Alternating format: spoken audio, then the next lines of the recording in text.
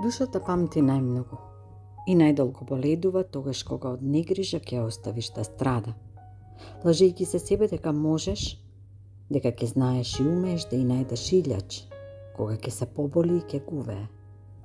Душата памти најмногу и на секоја болка се изресува како поткинат фустан случајно закачен на нешто остро. Таресите ги гледаш и ниту една не е иста како таа пред или после неа. А во онив ја наоѓаш секоја непотребна грижа.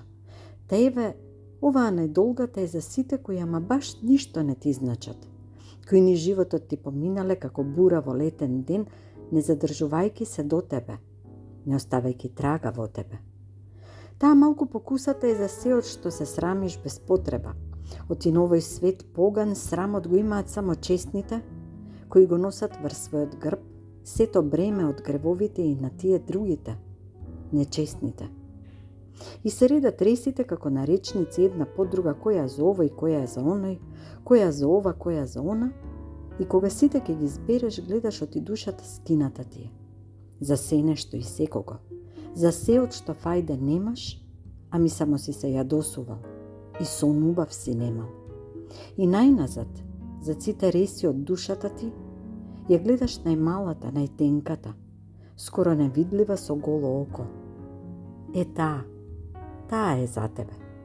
Таа е колку за себе си чинел арно и колку љубов или нељубов сам на себе си имаш дадено. И секој пат е покуса од другите, не оти така треба и не оти така мора, туку оти така си скроен, да даваш, а да не земаш, да љубиш без љубов да бараш, чест да правиш на оние кои никој пат чест не ти сториле. И дур грчевито ја држиш ресата како од неа животот да ти зависи, дури тогаш прогледуваш и дури тогаш осознаваш оти душата.